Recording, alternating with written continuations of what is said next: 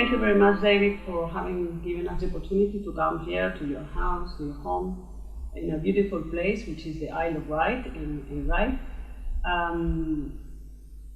We will have been very, very happy to have you in our conference. You know, in the 25th of this, February, we will have a conference for the program, which is called Camino del Misterio. Okay. But for us, it's a great opportunity, to be here and at least to have some words from you for our, people who will be at the conference. So, first of all, thank you very much.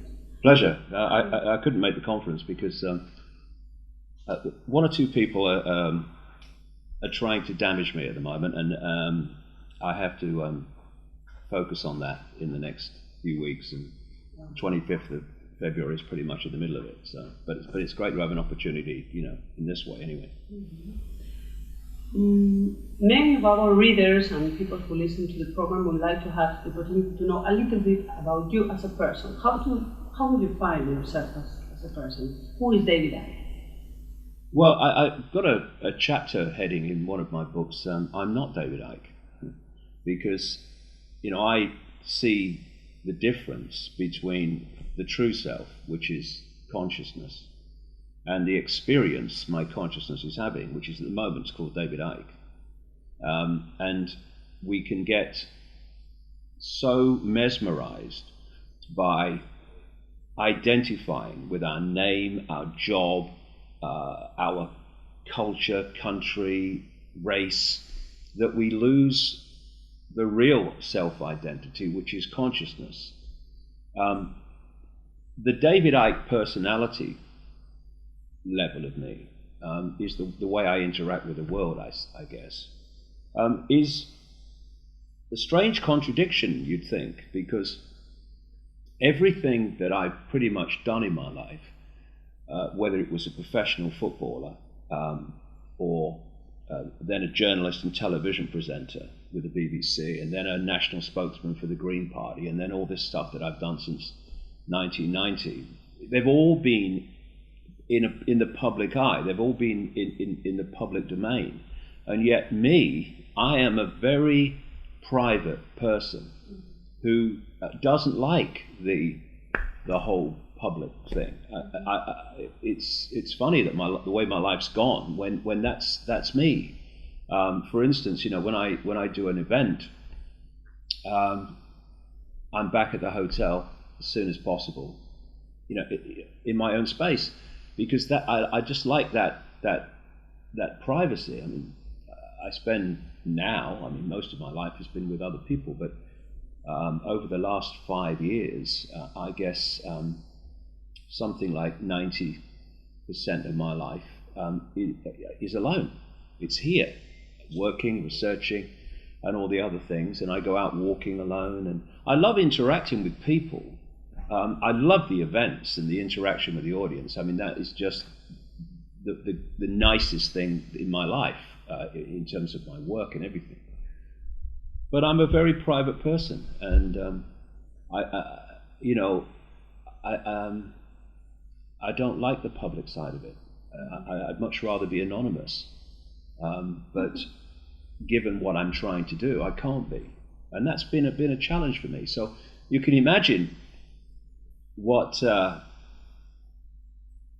it was like to experience in the early 1990s that absolute historic proportion level of ridicule that I went through in Britain, when the person experiencing it was someone who doesn't like the public eye, doesn't likes privacy. And my whole life was like, here he is, look, every facet of it. But it did something for me. You were chatting before about how did I overcome the fear of reaction from people in terms of what I'm doing and saying. And it's all kind of tied into that, because the greatest prison, or one of the greatest prisons, right up there, that most people live in, is the fear of what other people think. When you fear what other people think of you, then you're no longer living your life You're living their version of what you should be. You're editing your life. You're censoring your life. You are going through these mental processes of what do I leave out? What do I not say about what I feel? And how do I put what's left in a way that's acceptable to these people so they won't think I'm crazy or whatever? That's what happens when you fear what other people think. Well, my concern about what other people thought of me was hit by some nuclear weapon, it seemed like, and just shattered. And that was the years, and it still goes on today in the mainstream media in Britain, but who have no idea what I'm saying. They've never bothered to find out.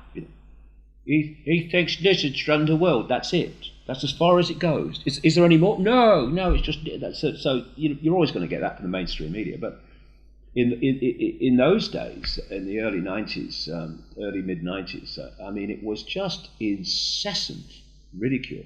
Now, when you even walking around here in your the town where I live was ridicule and laughter. Going into a bar or a pub, just impossible. Forget it. It was just uproar. When that happens to you, you either fold and just withdraw from the world, and it was tempting, but never considered, or like steel going through fire, you come out a different person in a way. And I came through it without that concern anymore about what people thought of me. Now, when you look at life, you can see it as a series of random events. This happens, then that happens, and that happens, all by accident. Or when you look at your life, and certainly it's blatant when I look at mine, you can see things happening that eventually become a clear sequence of events that are leading somewhere. And when you think of the information that I'm writing and talking about years after that period of mass ridicule, if I had not been cleared out of the fear of what other people thought of me by that experience, that extreme experience, there's no way I would be talking about and writing about hybrid bloodlines connected to non-human reptilian entities and moons that aren't what we think they are. I mean, you'd go, I ain't saying that. What are people going to think of me? And because of the ridicule, I can do it without any even vague resistance of what will people think. Because people can think what they like. They have every right to think what they like, but then so do I, and that's the bit that we forget often. And so when I look back at that mass ridicule, I can't say I look back at it with affection. It was horrible. And my children were ridiculed at school and followed to school by journalists, and it was all horrible stuff. But it gave me a massive gift, and I've said many times in my books and interviews, life often gives you your greatest gifts brilliantly disguised as your worst nightmare. And it gave me my worst nightmare, but it also gave me, with hindsight, my greatest gift. Your personal awakening, as you also commented, started in Burma. At least one very, very important experience you have. And I'd like to ask you, what intelligence do you think they are behind this personal awakening for you? Well, that's a very interesting question, because for people that haven't come across the story, through 1989, when I was a television presenter with the BBC and also a national spokesman for the British Green Party at the time, through 1989, I started having this very strange experience that kept on recurring, and that was that when I was in a room alone, it didn't feel as if I was alone. It felt like there was a presence there. And this got more and more powerful until the spring of 1990, when I'm in a hotel in London called the Kensington Hilton, working for the BBC, just across from where the BBC is in West London. And it was this presence in the room was so tangible that I sat on the side of the bed and I looked into the room and I said, look, if there's something there, would you please contact me, because you're driving me up the wall. And then, just about 5 minutes walk from here, I was with my young son, he was at the time, he's a strapping 30-year-old now, and someone stopped me down the seafront where there is still there today, there's a newsagent shop and bookshop, and near the station, and someone stopped me to talk about football. And when we finished this short conversation, I saw that Gareth, my son, wasn't there. But I knew where he was. He was in the shop looking at books. So I walked in and I was just said to him, come on, Gaz, we'll go up the town, get some lunch. And as I did so, my feet wouldn't move. This was the first real, if you like, confirmation to me that something real strange was going on. This is around March 1990, and it wasn't a voice, but it was a very strong thought form, if you like, that went through my mind that was almost of voice proportions. And it said, go and look at the books on the far side. And I knew this newsagent, this bookshop, very well. And I knew the books it sold. It sold romantic novels, pretty much. All it did sell at the time. And I thought, why do I want to go over the books? First of all, it's like, what's going on? But also, why do I want to go and look at romantic novels? But, of course, you're bewildered, but you're also intrigued. And I started to walk towards the books. And my feet could move then. And when I got in, all these romantic novels were there, perfectly formed English roses and all this stuff. And then there was one which caught my eye because it was so different right in the middle. And it was a book called Mind to Mind by a professional psychic called Betty Shine. And all I saw was the face in Mind to Mind, her face on the front. And I turned it over and I read the blurb at the back and I saw the word psychic. And what really struck me was, would this lady pick up, because I'd never been to a psychic in my life before at the time, would this lady pick up what I'm feeling around me, this presence? So I read the book in 24 hours. I contacted her and she invited me over, and I went a couple of times, and what I said to her was not, look, I'm having these strange experiences, I don't want to lead people on like that. I want to see what comes naturally.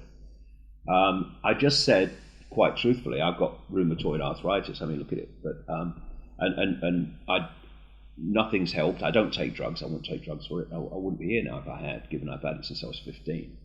And maybe your hands-on healing, which you also did, would help.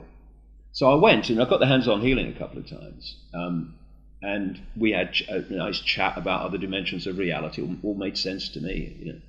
And the third time I went, I'm sitting on this bench, this medical type bench that she had. And she's sitting next to my left knee like that, doing the old hands on. And I felt like a spider's web on my face, like a cobweb, very, very obviously. Now this hit me immediately because I'd just read in her book, a matter of 2 weeks, 3 weeks earlier, that when other dimensions of reality, whatever you want to call it, are trying to lock into you, you sometimes feel a spider's web on your face, or like a spider's web, a cobweb. And of course, at the time, I'm thinking, what's going on? Now, all these years later, I know exactly what that feeling was. It was electromagnetic energy, because the way that communication happens between different dimensions, frequency ranges of reality, if you like, through psychics and stuff like that, is that it is done through an electromagnetic projection, an information field. So the information field is just information, energetic vibrational information. So an English psychic would tune into that projection and they would decode it into English. A Spanish psychic would connect into the same information field and communicate it in Spanish, etc. Anyway, I didn't say anything to her about this feeling, the spider's web, and she's doing that. And then about 10 or 15 seconds after I'd felt that, she goes, "Oh my God, I've got to close my eyes for this one. This is powerful." And I'm going, "Ooh, what's going on here? It's all new to me." And then she starts telling me in March 1990 that these figures in her mind's eye, projections again. I mean, she hasn't got two physical bodies in her head. It's a projection, something to focus on. And she was telling me what these figures were asking her to tell me. And it was that I was going to go out on a world stage eventually and reveal great secrets, that I was going to write a series of books, that there was an energetic transformation coming, which I dubbed the truth vibrations at the time, because what I was told was this energetic vibrational change, which I now would describe as an information change in the information fabric of this universe, was going to act like a spiritual alarm clock. It was going to wake people up from what they were in, which was basically a hypnotic state, a coma state, living a fake reality, as I would say today. And that these truth vibrations, this vibrational change, was going to have that effect. It was going to get people to start waking up like Sleeping Beauty from the amnesic state. And it was also going to bring to the surface all that had been hidden from us. And if you think about it, that was 22 years ago as we speak. In 1990, there was absolutely no sign or evidence whatsoever that there was going to be some colossal human awakening. And certainly there was no evidence that all this stuff that has been hidden from us was coming to the surface. But when you look at it now from the perspective of early 2012, wherever I go in the world, and I did a big world speaking tour last year, so I spoke in all parts of the world, there is a global awakening happening. It's not the vast majority yet, it's not the majority yet, but at different levels, people are awakening and they're looking at the world and themselves and reality in an increasingly different way, more expanded way. And events in the world are in many ways triggering this, because people are looking at this mayhem that's going on and going, what's happening? What's happening? They're looking for answers. And then you look at what we know now about how the world is controlled by a network, a cabal of families that control the banking system, the political system, the transnational corporations, the oil cartel, the pharmaceutical cartel, the biotech cartel, the global media, mainstream media, etc.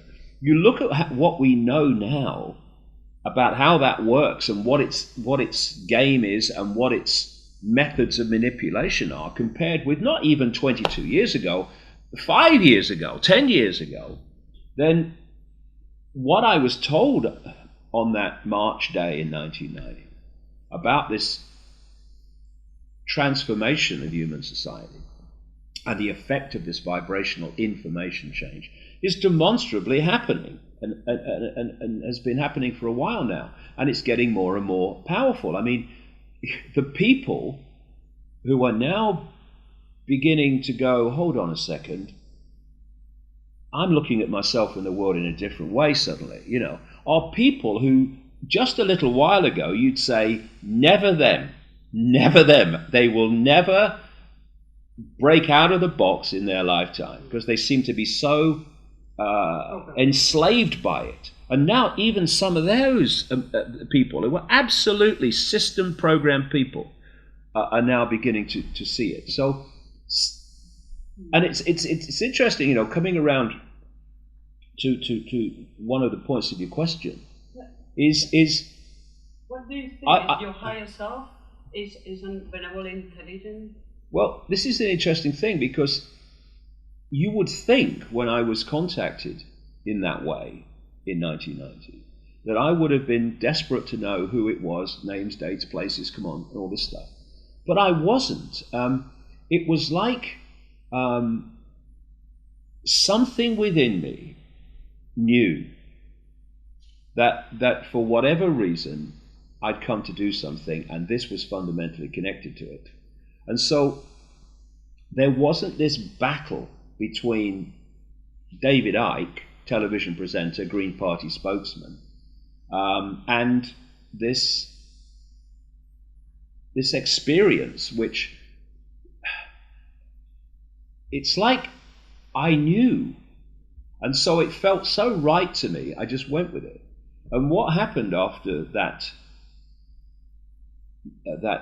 experience, and something similar happened a week later when I went back, and the contact continued. And one of the messages that came through that time was, one man cannot change the world, but one man can communicate the message that can change the world. And this is a vital fact. This is not about me. It's about the information. That's the transforming thing here. And for all these years, over 2 decades now, every now and again you might have a little thought, I wonder what this force is that,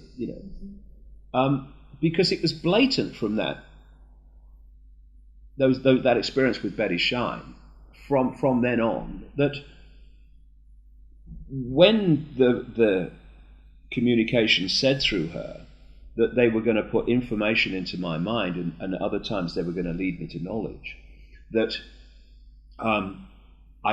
there was no need for arduous seeking. All I had to do was follow the clues they would give me, because it was all arranged a long time ago and before I kind of came here as David Icke. From that time, absolutely that happened. It's been like some hidden force handing me pieces in a jigsaw puzzle, virtually in the order necessary for me to see where they go.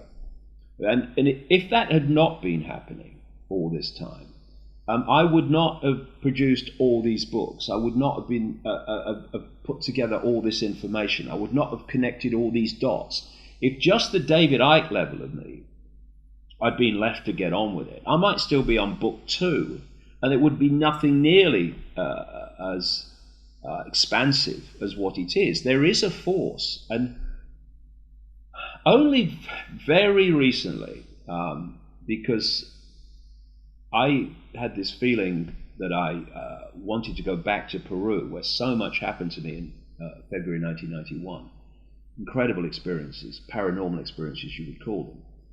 I've just had this feeling for like 6 months or even a bit more. I need to go back to Peru, and I was going to go back on my own. And then some organisers in Australia who I worked with last year said, "Well, why don't you get some other people to come with you, and we'll make it an event that more people can share." So because of that, my mind has actually been turning even more recently to what is this force? Mm-hmm. And I do think that at some point I am going to get very clear confirmation of what it is. I don't see it, you see. I don't see it as like extraterrestrials in some ship or something like that. I see it as a level of awareness, a level of consciousness. And in the end, while we perceive ourselves as so-called humans and our name and job and income bracket and all the rest of it, we are all, in the end, if we open to it, we are all higher realms of consciousness. So in the end, because everything is one, at some level we're communicating with ourselves. The question is, how expanded is that level of self that you are communicating with?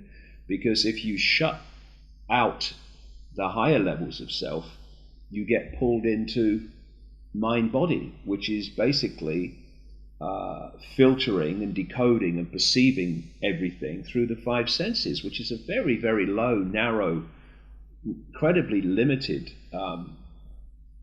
range of perception, and that's where most humans have been and still are, because the system has been structured to put them there.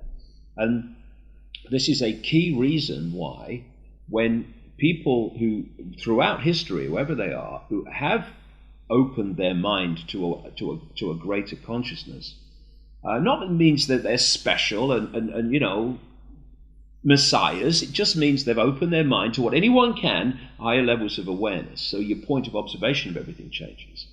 That's why they have been ridiculed or condemned or dismissed throughout history, because what they are perceiving, what they are decoding, is not being perceived and decoded by the vast majority of people who are still in that closed-minded state.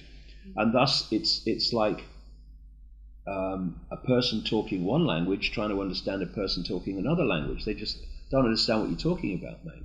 But what's interesting is, as this collective awakening it happens, people are going through the same process, and so more and more people are starting to look at what I'm saying, because they're starting to decode the same stuff, and therefore it's starting to make sense to them. Could you tell us about any of these paranormal experiences? Something that happened recently, for example. Well, what happened in Peru was a life-changing experience, and funnily enough, the organizers of the return to Peru, you know, a group of people, they've organized it so that my 60th birthday will be celebrated, if you like, in a stone circle in Peru, and it's for a particular reason. After the Betty Shine experience, the old life fell apart. Very soon after, within like 2 months, maybe slightly more, of the meeting with Betty Shine, the BBC announced they weren't going to renew my contract, so I was out of work. And I could have looked for other media work, but this was telling me, no, there's another road now. And so I didn't. And I spent 1990 basically walking around going, you know, what's happening to me? Trying to get together what was happening and where I was supposed to go, and it was bewildering, really. But in that period, I put together a book which I called Truth Vibrations. After this vibrational change, I was told was going to come, and demonstrably it's here now. And then when that went off to the printers in late 1990, I started getting this constant recurring feeling, I need to go to Peru. Now, I'd never thought about Peru before. I've seen the football team play in the World Cup, and that was the end of my experience of Peru. But it was so powerful, and by now, and this was a big thing that happened after the Betty Shine experience, was that my intuition was now governor. When this said, what you doing? What you doing? And this said, you've got to do this, you need to do this, I need to do this, then this would always decide action and direction. And that's been the same to this minute. Because this intuition knows, this thinks and tries to work it out. This knows because it's accessing a much more expanded level of awareness and consciousness than this is.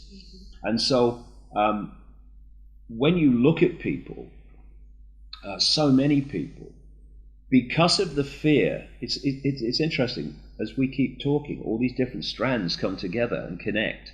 The fear of what other people think gets people to deny and suppress their intuitive knowing. I just know I've got to do this. I just know I need to go there.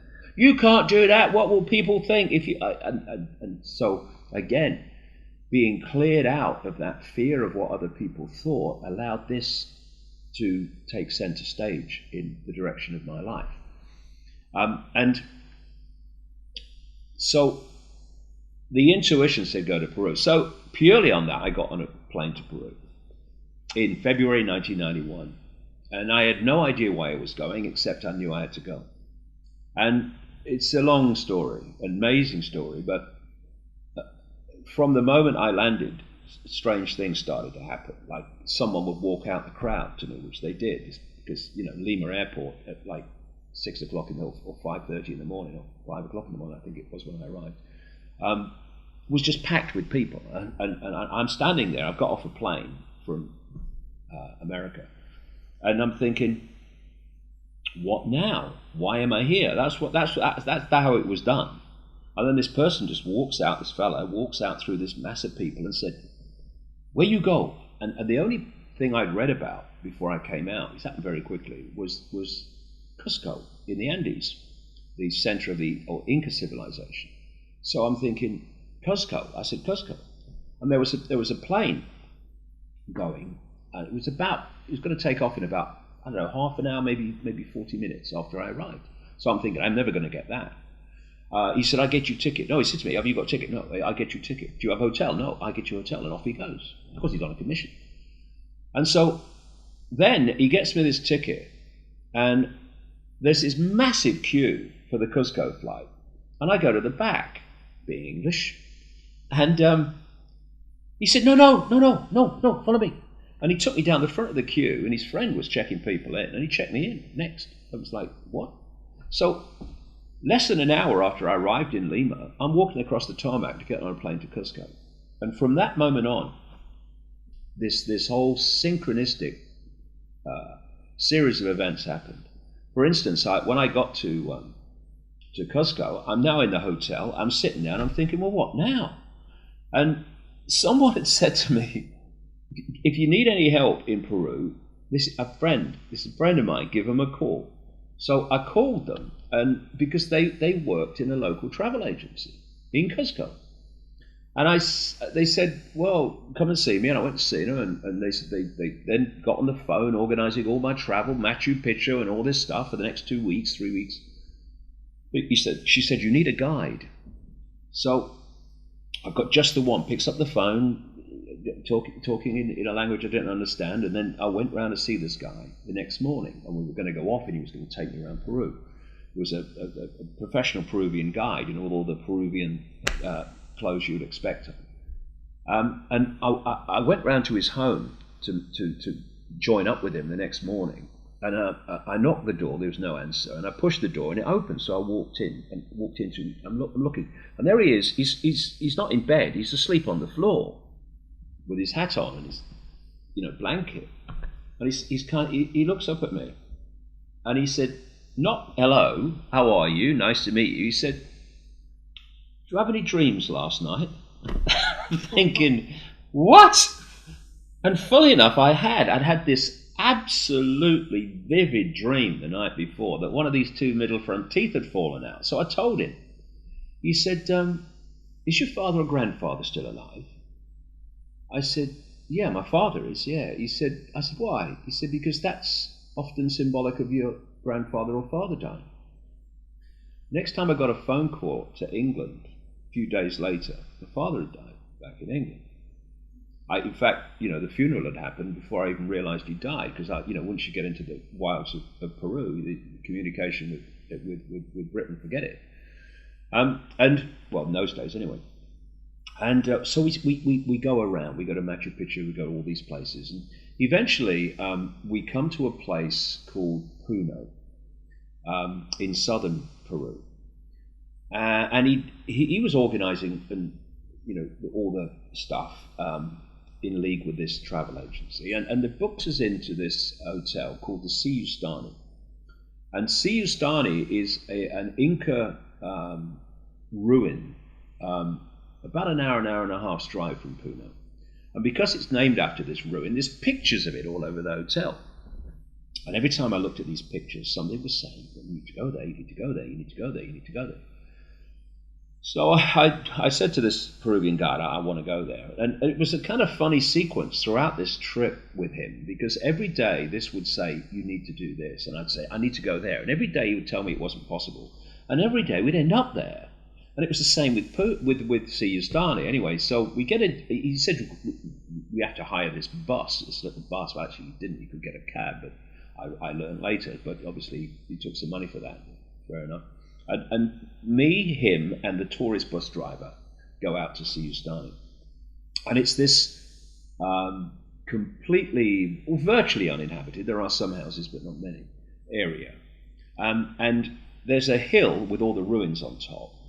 And then there's like a lagoon around it. It's beautiful. And then if you look in any direction, there's distant mountains. And there was no one there except two children with a llama for tourist photographs. So there were no tourists apart from me. And I went up and I walked around the ruin.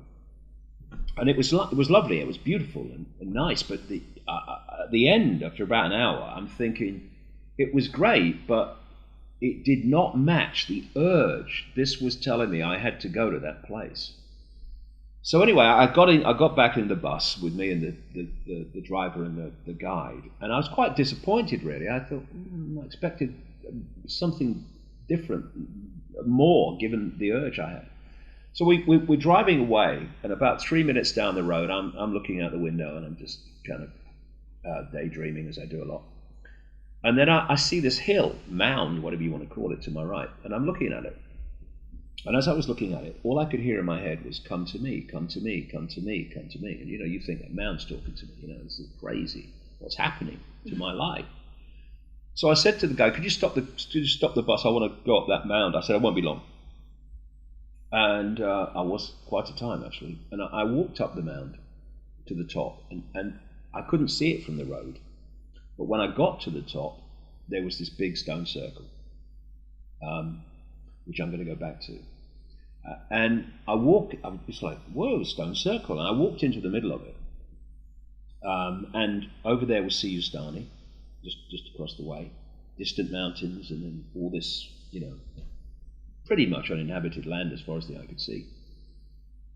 And I walked to the center of the circle, and I got the feet again. I got like the burning in the feet, like some magnetism was pulling my feet down, like in the news bookshop in Ryde down the road here. And then two very clear, again, strong thoughts, voice, whatever you like, went through my head. The first one said, they'll be talking about this 100 years from now. And the second one was, it will be over when you feel the rain. And I'm looking up at a cloudless Peruvian sky with a piercing sun, and I'm hearing in my head, my mind, it will be over when you feel the rain. It just seemed to be the conclusion, the climax of the ludicrous direction my life had gone. There's no way. What do you mean it'll be over when you feel the rain? Anyway, what I was feeling as I was standing there was like a drill going into the top of my head, through my body into the ground. I was feeling another flow coming back and out the top of my head. And then my arms went out at 45 degrees, like that, without me making any decision to do it. And you can't hold your shoulders like that, I can't anyway, for very long before they start to ache. But mine were like that for, must have been, 40 minutes, maybe more, while this process situation happened to me, because this energy coming through me got more and more powerful until I was literally shaking, standing there. And I was going in and out of like my conscious mind, like you drive a car and you can't remember where the last 2 miles went because you've been in the subconscious level. And then one of these times when I came back to my conscious mind, awareness, if you like, I realized that over the distant mountains, and it was quite a long way away, there was this light grey mist. And it got darker very quickly. And I thought, it's raining. And over the next, I don't know what it must have been, half an hour, this rainstorm came out of the mountains. And the weather forecasters talk about weather fronts. Well, this was a weather front. The front of this storm was dead straight, like someone had drawn it with a ruler, and it was coming towards me. It covered the sun eventually, and it was all happening ridiculously quickly. And I was looking up as it got closer, and these billowing clouds like dry ice on a stage, and I could see faces in them and stuff like that. And eventually, I'm looking at this wall of stair rod rain coming towards me. I mean, if you did it as special effects in a movie, people would say that's ridiculous, that's just far-fetched. It happened. And as it came towards me, I'm now absolutely at the peak of this energetic, whatever the heck was going on. And then the rain hit me, and I was instantly soaked because it was so, immense, the wall of rain. And as it hit me, all this energy stopped. And my life was never the same again, because I had energy pouring out of my hands for hours, and I had a crystal with me, and I was holding this crystal to try to take this energy out, and it was pouring out of my feet, and I couldn't sleep that night because it continued. And I came back to Britain. Many other things happened in Peru as well, but I came back to Britain, and the book The Truth Vibrations was coming out, and the media started to get hold of the fact that something strange was happening to me. And that's when I went on the chat show on the BBC prime time called The Wogan Show, and the ridicule started in earnest. But what happened after that experience in Peru is that for 3 months, it was about 3 months, maybe slightly more, I didn't know what was going on. I can see it now as I look back at it, that whatever hit me in Peru burst that bubble that we live in. And with the bubble bursting, information and concepts and perceptions poured into my conscious mind, and you just couldn't process it. You know, when you press too many keys on a computer, it freezes because it can't process so much information at the same time. Well, that was what happened to me. And so for 3 months, I mean, I didn't know what planet I was on, where I was, or anything. And then one day, after all the ridicule and all the stuff, and that's all people remember because the media's in a time warp on that in this country, suddenly it was like everything morphed into clarity. It was like the computer just unfroze. And now, people were saying to me who knew me, hey, I thought you'd gone mad. You're the same guy I've always known. Well, on the outside, I was. David Icke was back, if you like, but not the one that had left, because now I could see the world in a completely different way, and I could see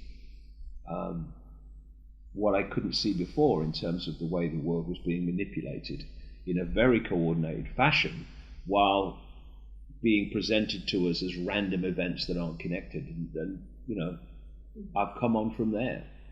Connected to all these subjects, because you were before talking about the need to open to a greater consciousness, but at the same time, you are also very conscious of the manipulation through things like New Era, and people feeling that they are contacting with higher beings and stuff like that. Yeah.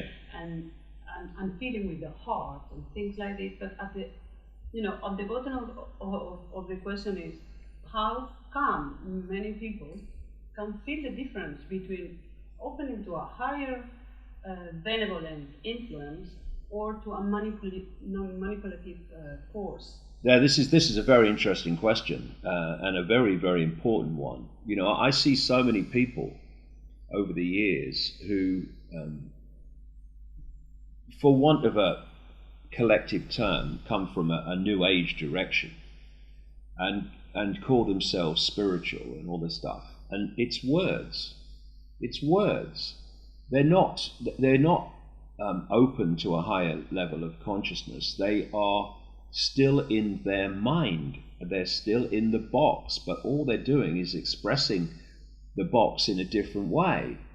I've met some really lovely people who might be termed New Age, genuine people, but some of the most vindictive, manipulative, deeply unpleasant people that I've met in my life have been love and lighters, because for them it's all words. It's all selling an image to hide the fact that behind it is something very different.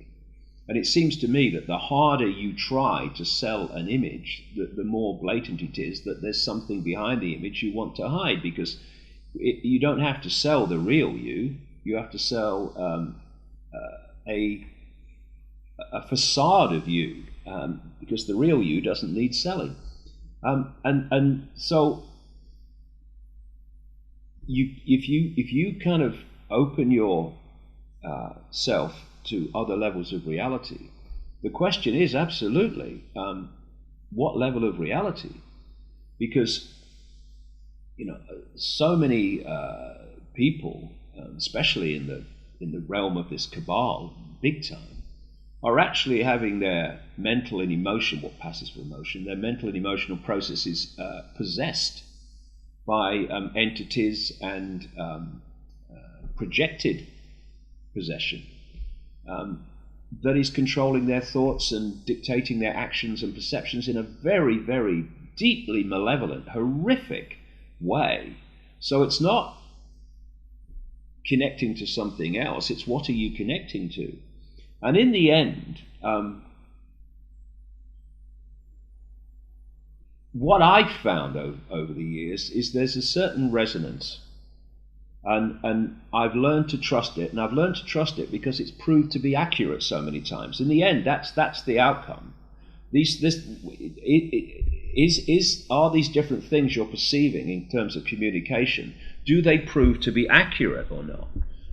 And there's a certain resonance when I look at something, and there's a resonance that goes, yes, yes, yes, yes, and there's another one that goes, no, no, no. And I've learned to feel that and see it. And I've had people say to me, insiders, and they say, you've quoted a disinformer in your book. I said, really? And they said, yeah, but you've only quoted him on what's true, right? Because disinformers don't tell you 100% nonsense. It's partly true to pull you in, and then they twist it. And he said, how can you do that? I said, well, I didn't knowingly do it, but something of what he was saying went, yes, yeah, and the other one went, no, no. And so there's an energetic resonance that you feel. And then there's the other thing, which is, what is the outcome of this? What is the direction that you're being taken by this which is guiding you, influencing you, if you like? And when I look at what I do and what I've done for 22 years, and I'm following this guidance, if you like, I've dedicated my life completely. I mean, I live alone. I've lived alone for 5 years, and in this little flat, and this is where I work all the time if I'm not traveling. And I've dedicated my life, thanks to all this, to uncovering how people are manipulated, how people individually and collectively are suppressed, the techniques of manipulation and suppression, where this cabal wants to take us, what the cabal is connected to, and absolutely prime for all that to be dealt with. Who are we? Where are we? And what is reality? And so when I look at the direction I've been taken, and the information that's come to the surface as a result of that, information that talks about, loving each other rather than hating each other, cooperating rather than competing, and all these things coming together, putting down the fault lines that divide us of religion and race and culture and stuff. I mean, let people have them. Good luck to them. None of my business. But don't let them be this divide and rule fault line network that they've allowed to become. When I look at all that, when I look at the fact that nothing that I've been guided to communicate is about people fighting each other, hating each other, being violent or anything, then I look at that and I think, that will do me. I'm happy with the direction and the nature of the information that I've been guided to communicate, and that feels to me as if there is some force that has the interests of humanity at heart, that is trying to bring an end to these eons of human control, suppression, and horrific treatment of people in so many ways over thousands and thousands of years. So I'm at peace with that. If this guidance and everything was saying we must take up arms and fight the enemy, we must hate those that suppress us, we must hang them from trees, then I'm thinking, hold on a second, this ain't a force for good. But that's not what's happened. So that's how I've worked with it anyway. What do you think is the structure of reality? People are talking about dimensions, timelines.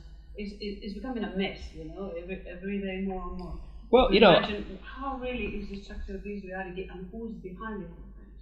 Well, this process of this hidden force guiding me, you only have to follow the clues. It was all, decided a long time ago, organized a long time ago.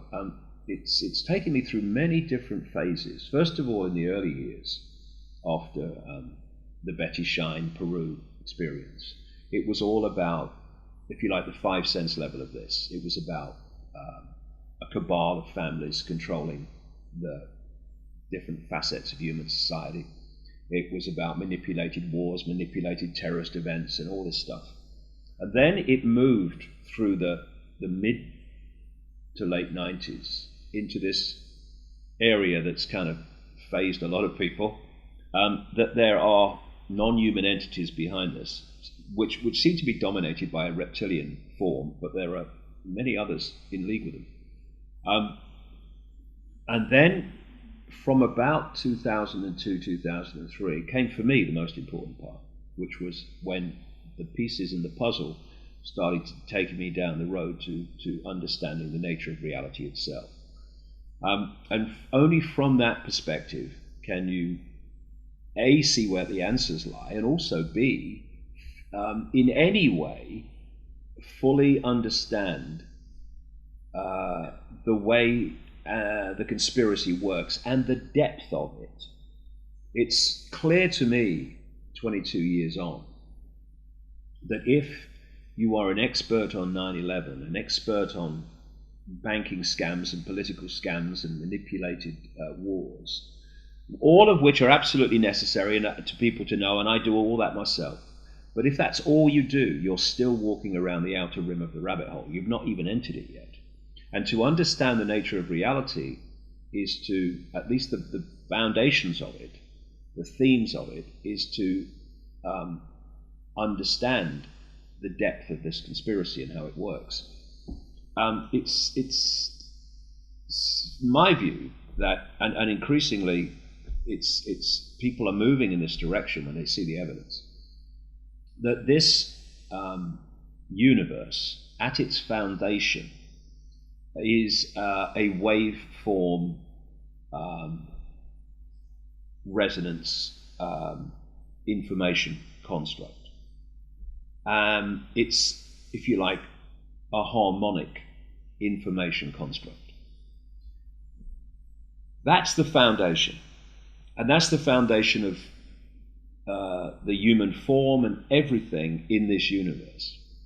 We then decode that information from the vibrational to the electrical, which is then fed to the brain and the genetic structure, which decodes that into the form that we experience, which is a holographic reality, which appears to be solid, but can't be. I mean, this is why in quantum physics they have this mystery of how atoms are supposed to make up a solid world, but atoms have no solidity whatsoever. How can that be?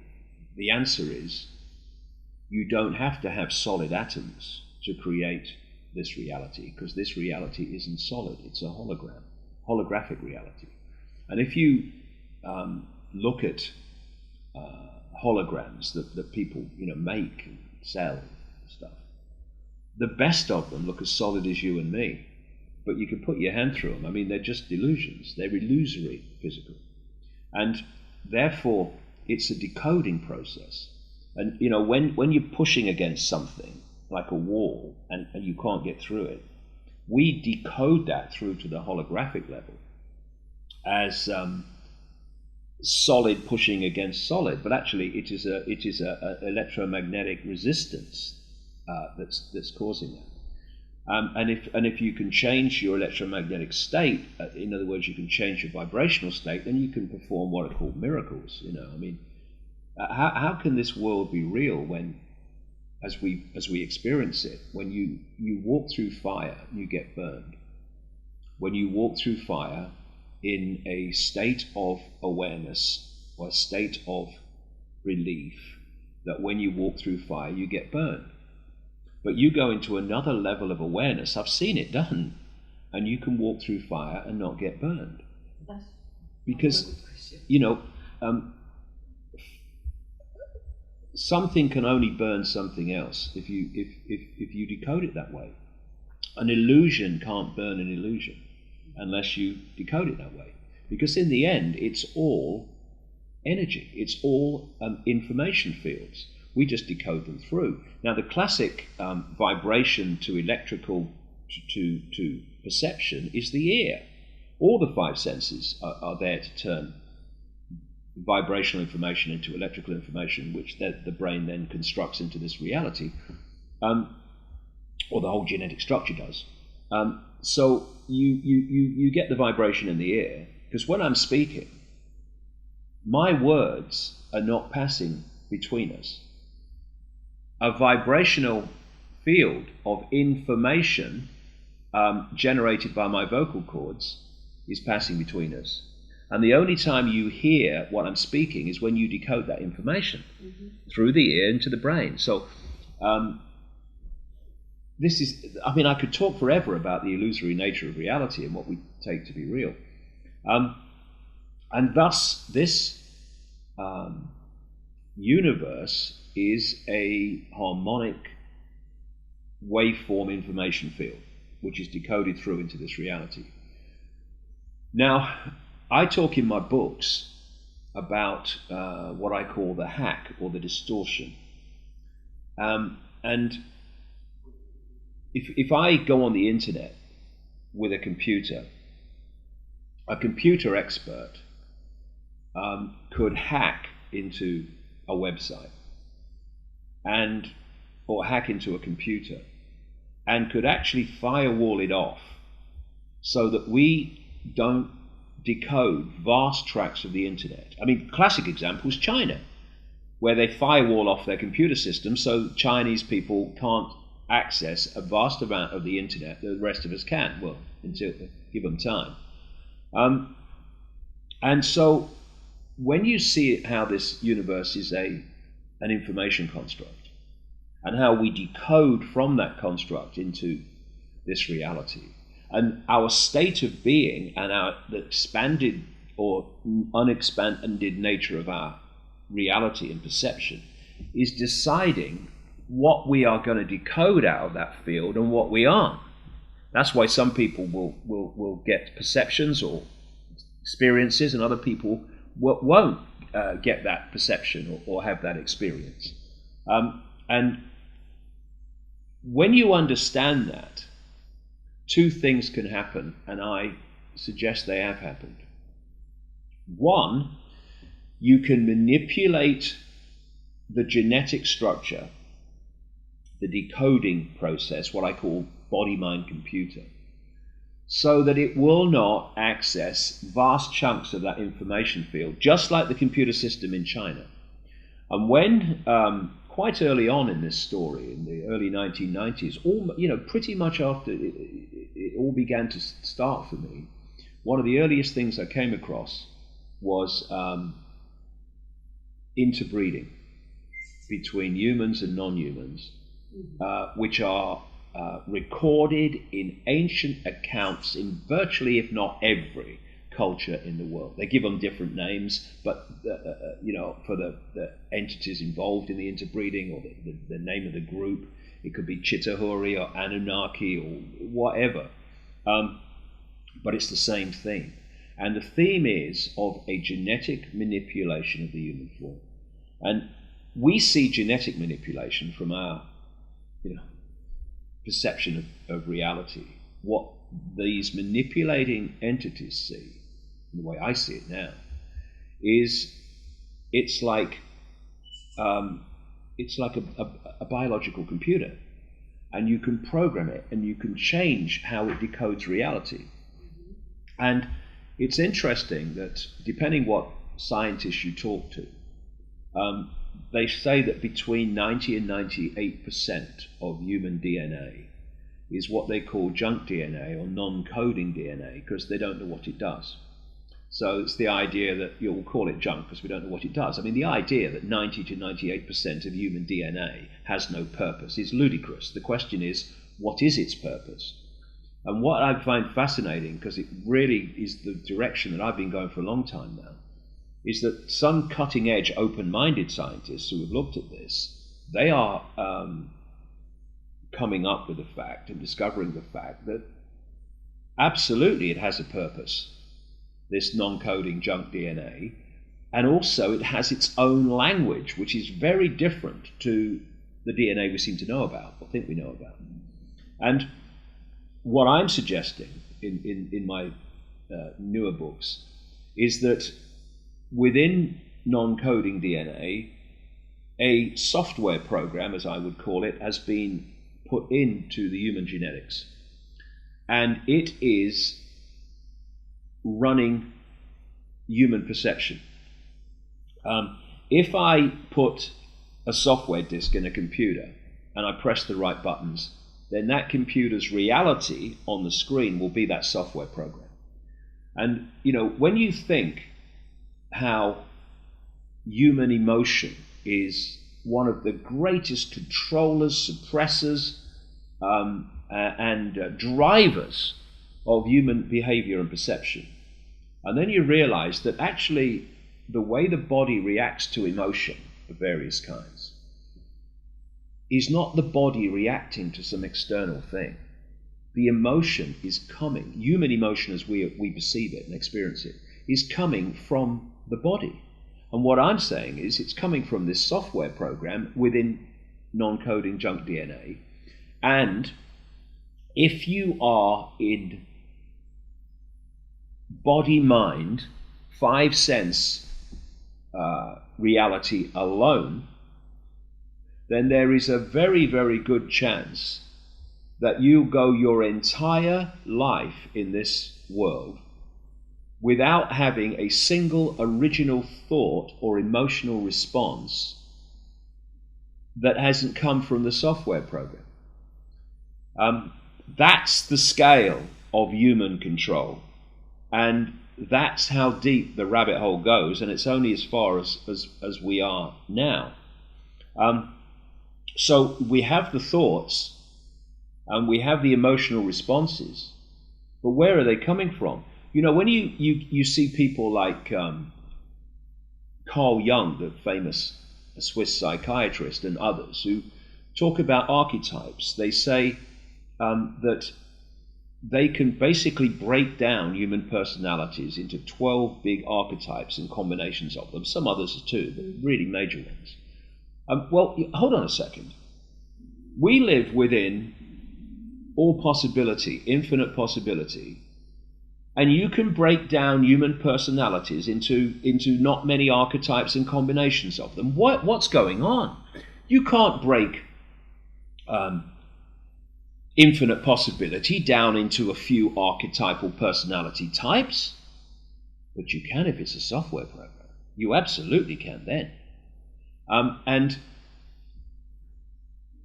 so that is running through human, the human system. And if you go into a quiet state, and you can do this if you work at it. You can literally observe your own thoughts. You know, the chatter in the head never stops. You know, you go into a quiet space. What did I say? And we take that to be us. But you can go into these states of awareness where you literally just move back and observe your own thoughts, and you can listen to them, and you can observe them and going, it's ridiculous. This is ridiculous. What are you doing? But then the question comes, what's observing those thoughts? The real you. What are those thoughts? The software program. And what the system has done systematically is to get us to identify, confuse who we really are with the software personalities that we're given. And so, when you start to break out of the software dominance, and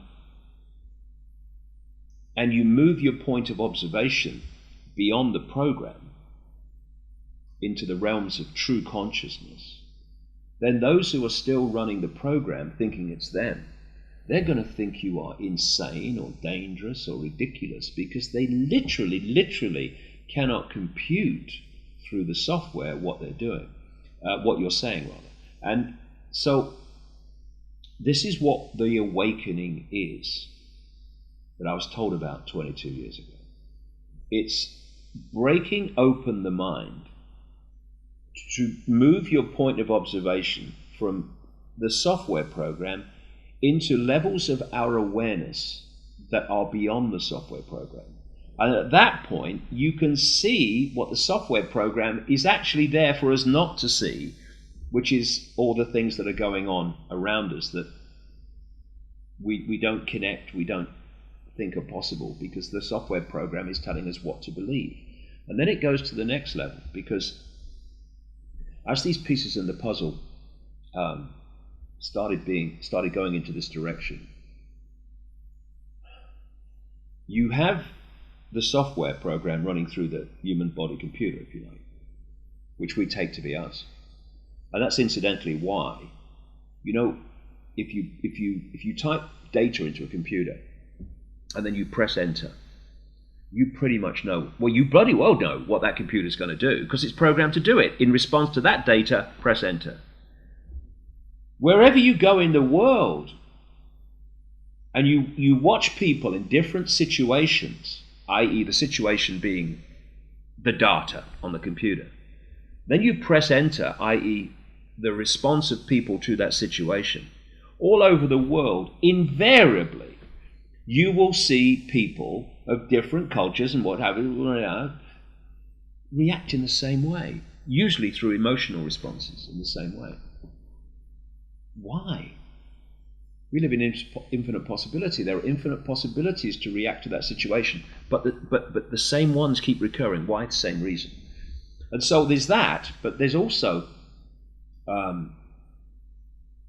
what I call the hack, which is that this force that is behind human suppression and behind the apparently human families that are behind the suppression in the world that we live in, has created a fake reality. It's hacked into the information construct of the universe, this part of it anyway. And it has created a fake reality which is being fed to us. I think the moon's involved in this. As I go into in the latest book, Remember Who You Are, Saturn is big time involved in this. And pennies started to drop when I was writing this latest book particularly, of why, as people have been pointing out for years, researchers, that Saturn symbolism is everywhere. When you look at it, courts, governments, secret societies, Saturn symbolism everywhere. So you say, why? Why is Saturn symbolism everywhere? And then you realize the impact of Saturn, and you start to realize why these secret societies and governments and everything, and society in general, the structure of it, the authorities of it, are obsessed with second symbolism. And it's like we should be decoding a much wider range of information, i.e., decoding a much wider range of information into our experienced reality. But this hack, in conjunction with this genetic manipulation, has put us in a tiny, tiny frequency range, which people don't realize how tiny it is. The electromagnetic spectrum, according to mainstream science, is, some people say, about 0.005% of what exists in this universe in mass and matter. Some people say it's a bit more, but not much. Visible light, which is the only frequency range that we can decode into a reality we can see, is a fraction of the 0.005%. People think when they look out their eyes that they're seeing everything that exists in the space that they're observing. No, no.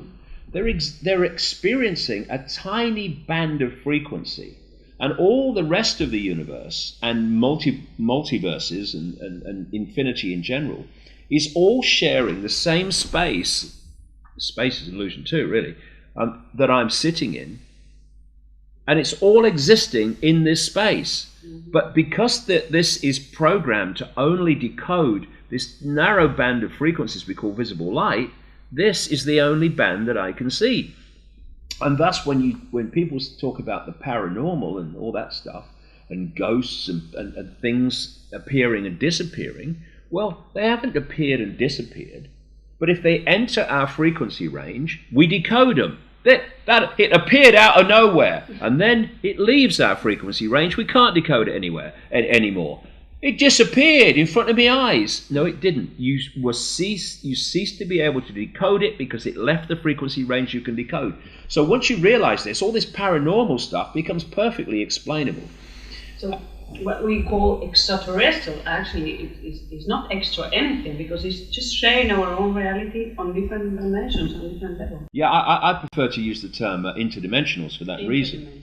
And this force that I'm saying is manipulating our world operates overwhelmingly outside of the frequency range that we can decode.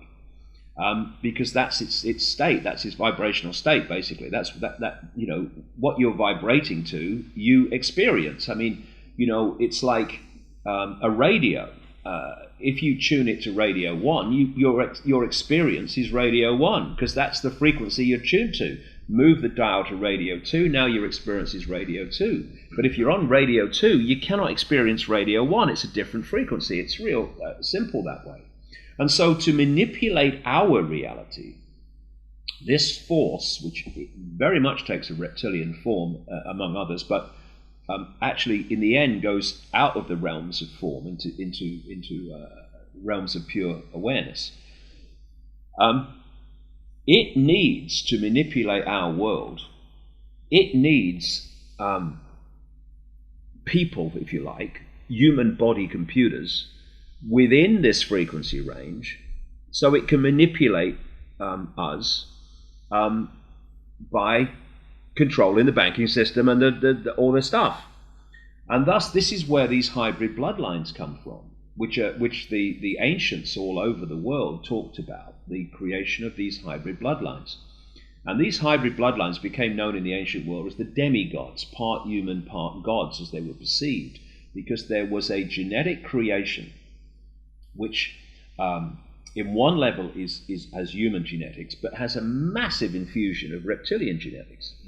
And these are the bloodlines that run the banking system, the political system, own the media, and all that stuff. And this is where the whole theme of royalty comes from, an aristocracy. The idea of the divine right to rule, which is what? The right to rule over people because of your genetics. I mean, 2 hours from here in London, we have a head of state, Queen Elizabeth, who is only head of state because of her bloodline, her genetics. The ancient Chinese emperors used to claim the right to be emperor because of their genetic connection to the serpent gods, and so on and so forth. It was this hybrid genetics that this whole royalty aristocracy stuff all over the world came from. And when, obviously for a long time, the aristocracy and the royal families of the world ran the show. But then when people started to rebel against that obvious dictatorship, these bloodlines moved, some of them still are, like the British royal family, big time, but they started to move out of overt royalty and aristocracy and into the professions of banking and politics and business and all the rest of it. And they've gone on controlling and manipulating ever since. So they've created a political system that allows them to put into power basically whoever they want now, through this illusion of democracy. But these dark suits are actually, they still perceive themselves, even though it's now covert, as special bloodlines, who are above everyone else. And while some are overtly doing that, like the British royal family, the Spanish royal family, most of them are operating under the radar in society in general, but they're still the ones who are the hybrid representatives of this force, these entities that operate outside of human sight. And just a very quick analogy. When scientists are working with something that's too dangerous, that they can't directly interact with it, you'll see them put the material in a tank. They'll stand outside the tank, and then they'll put these long gloves on to work with the material in the tank. Well, if you take the scientists to be these entities operating outside of human perception, you take the tank to be our reality, and you take the gloves to be these bloodlines that are representatives within this reality of this force. That is basically the dynamic, the association between them.